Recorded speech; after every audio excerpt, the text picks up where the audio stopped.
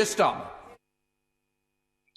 Thank you, Mr. Speaker. And can I join with the Prime Minister in his comments about the vaccine rollout? It was fantastic to see the first person, Margaret Keenan, receive the vaccine yesterday. It's a huge national effort, and I want to thank everybody who's been involved with it.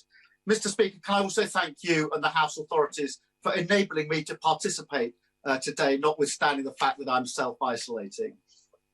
Mr. Speaker, a year ago, the Prime Minister stood on the steps of Downing Street and promised the country, these were his words, a permanent break from talking about Brexit. Can the Prime Minister tell us, how's that going?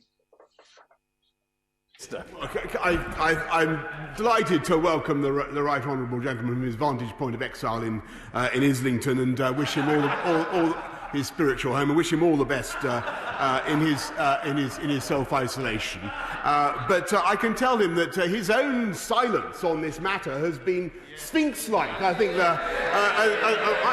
I wonder quite what it is, Mr. Speaker, that has kept him from asking this question for so long. We delivered Brexit, Mr. Speaker, on January the 31st, in case he failed to notice. Going back to Keir Starmer. Keir Starmer. Mr. Speaker, it's Camden, not Islington. Camden. And the Prime Minister starts straight away by deflecting. Same old, whether it's COVID or Brexit. 12 months ago, he told the British people that he had an oven-ready deal. He didn't say he had half a deal. He didn't say the next stage will be very, very difficult.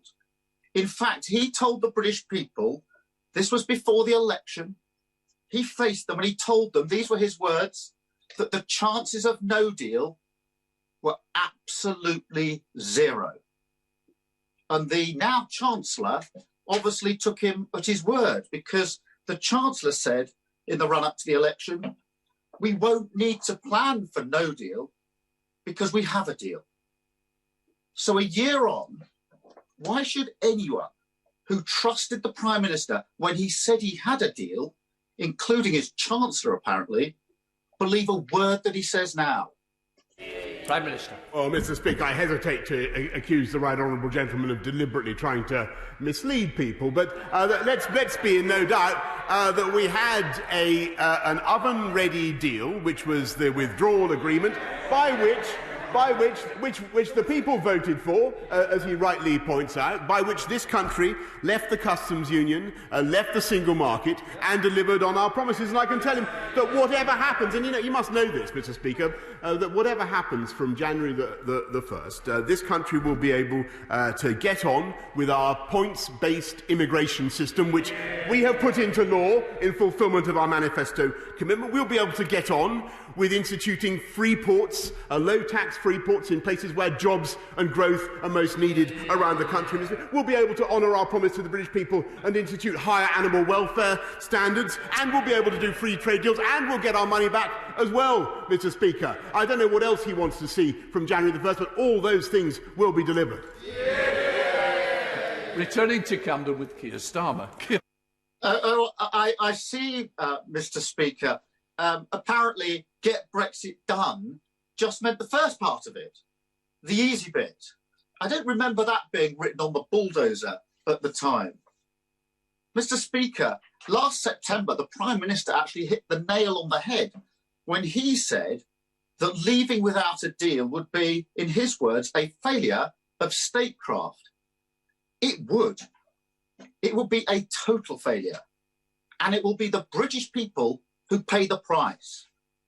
Does the Prime Minister agree with his own spending watchdog, the OBR, that the cost of that failure, of leaving the EU with no deal, would be higher unemployment, higher inflation, and a smaller economy? Mr. Speaker, the more he talks about Brexit, the more I can see why he tried to avoid the subject for the last year. We did leave with a very good deal, and under any circumstances, this country will prosper mightily. And I may say to the right honourable gentleman, when he talks about the the possible adverse consequences for this country of a deal on Australian terms, which I think is what he's talking about. We have yet to hear from the Labour Party what their view is of that matter. Would they vote for it? Yes or no? I mean, he remained totally Delphic last week, Mr. Speaker, about his policy on fighting coronavirus. He's totally Delphic about what to do on Brexit as well. Keir Starmer. Mr. Speaker, the Prime Minister talks about indecision. He is absolutely stuck. This is the truth of it. He's absolutely stuck and dithering between the deal he knows that we need and the compromise he knows his backbenchers won't let him do.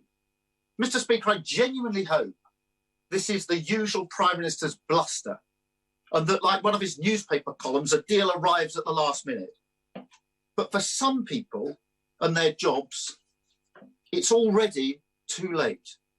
Yesterday, Ineos, a major employer in this country, announced that they will not now build the new Grenadier car in Bridgend and will move production to France instead.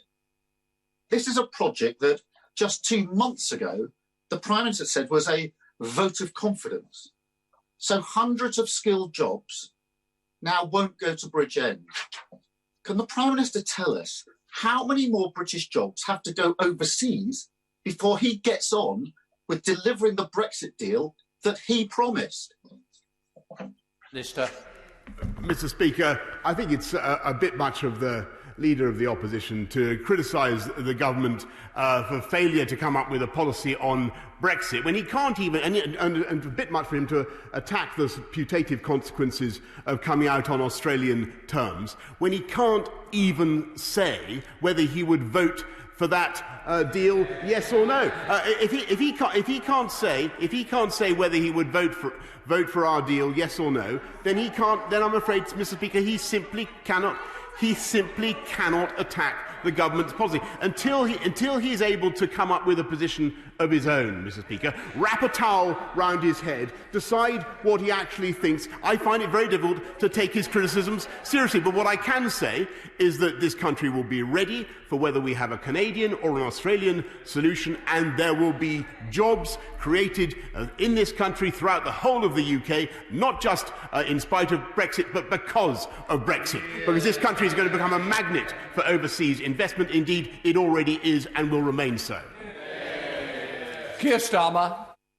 Mr. Speaker, the Prime Minister asked me how I'll vote on a deal that he hasn't even secured. Secure the deal, Prime Minister. You promised it. And I can say this, Mr. Speaker, if there is a deal, and I hope there's a deal, then my party will vote in the national interest, not on party political lines, as he is doing. Mr. Speaker, this is about leadership. The Prime Minister has done 15 U-turns. He's had 5 different plans on Brexit or on COVID. And last week, 53 of his own MPs voted against it. So if I were him, I wouldn't talk about leadership. The Prime Minister hasn't always wanted to listen to business. We know what his message to business is, but he should listen to them. Let me quote the CBI. They say the message for business is this: get a deal quickly. Then there's the National Farmers Union. Time is running out, they say. It's very hard to get the final preparations. These are the people the Prime Minister should be listening to, not his backbenchers. And on the question of preparation, the government knew months ago that it needed 50,000 customs agents trained and ready to go from the 1st of January, deal or no deal. So can the Prime Minister tell the House how many of the 50,000 agents will be in place on the 1st of January? That's 23 days' time.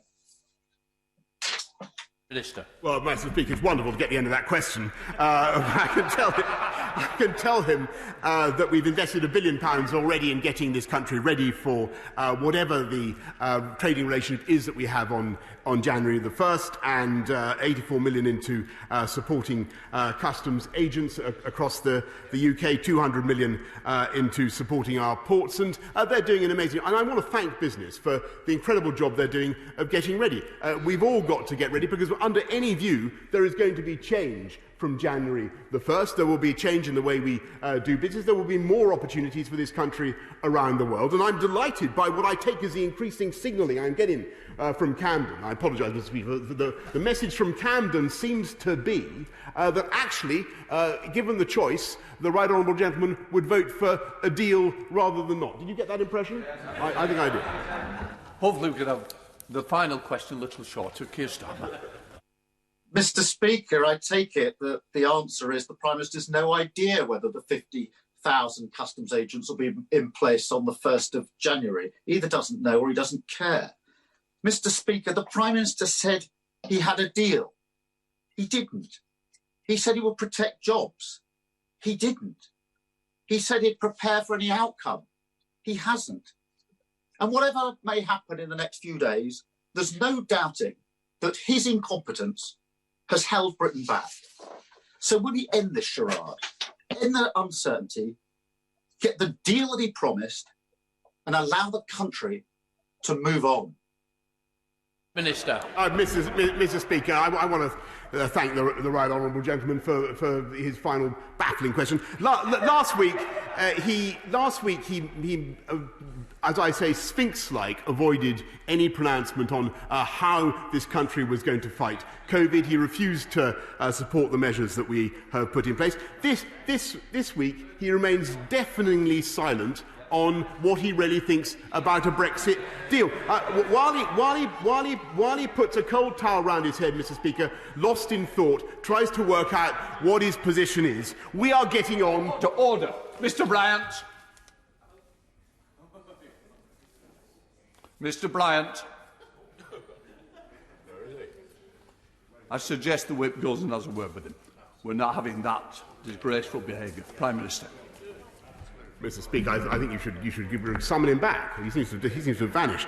But while the right honourable gentleman tries to work out what his position is, we're getting on with the work of government. And it's as he says, it's a year since his people's government was elected, and I'm very proud that we're delivering on the people's priorities. 6,000 of the 20,000 police officers, Mr. Speaker, 14,800 of the 50,000 nurses already, and we're getting on with building every one of the 40 hospitals, in fact 48 hospitals, that we're going to deliver, along with the biggest programme of infrastructure investment in this country for a century, uniting and levelling up across the whole of the UK. And whether the outcome is Canada or whether it's Australia, Mr. Speaker, we will be taking back control.